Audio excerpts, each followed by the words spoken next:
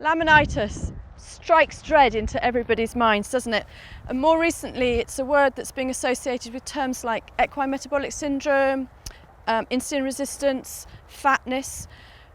Where do you go to get information on laminitis? Who do you trust? What's the newest work available to you? And perhaps one of the things that might frustrate us most as owners is there's a group of 10 horses out in the field.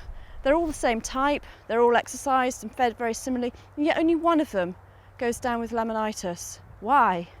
Well, there's been a huge amount of work happening in the last 6 or 7 years looking at the causes and the management of laminitics, and a lot of that work's been done in our own UK veterinary universities. The reason so much work is going on behind this disease is because it has such huge economic and welfare ramifications. And those ramifications are made worse if you as owners don't know about the new information. And that's why Dodson Horrell teamed up with 3 of our leading vet schools, the Royal Veterinary College in London, University of Liverpool, and the Royal Dick School of Veterinary Studies in Edinburgh, and supported by World Horse Welfare, British Horse Society and Your Horse magazine, we took a roadshow around the country based at those 3 universities.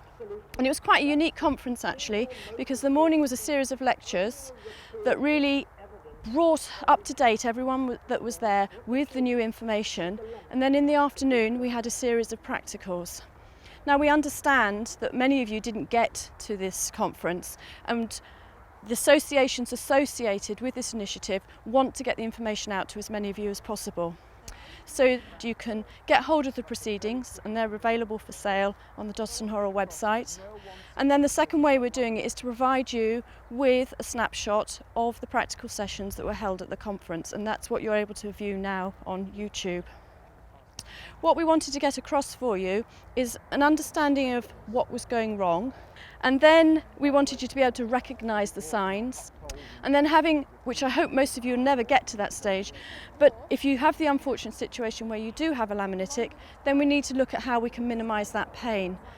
And then finally, and probably actually the most important, we wanted to look at how you as owners could prevent that problem happening.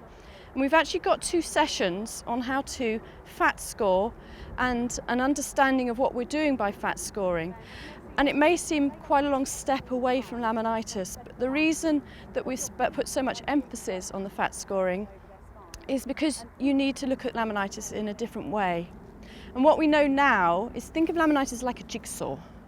And the main body of the picture, the main reason, the cause behind metabolic laminitis is fatness.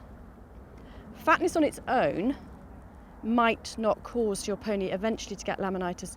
You have little triggers on top, or little pieces of the jigsaw that fit in and finish that picture. So maybe insulin resistance, maybe concussion, but the big picture, the big contributor is that fatness. So Alex Dugdale from the University of Liverpool will explain to you how she uses ultrasound to show you what's going on underneath the skin. And then Samantha Lewis will show you as owners how to fat score your horses, how to monitor that fatness to ensure that you minimise the risk of your horses getting laminitis. I hope you enjoy the sessions, and any feedback will be welcomed through any of the websites that are associated with this initiative.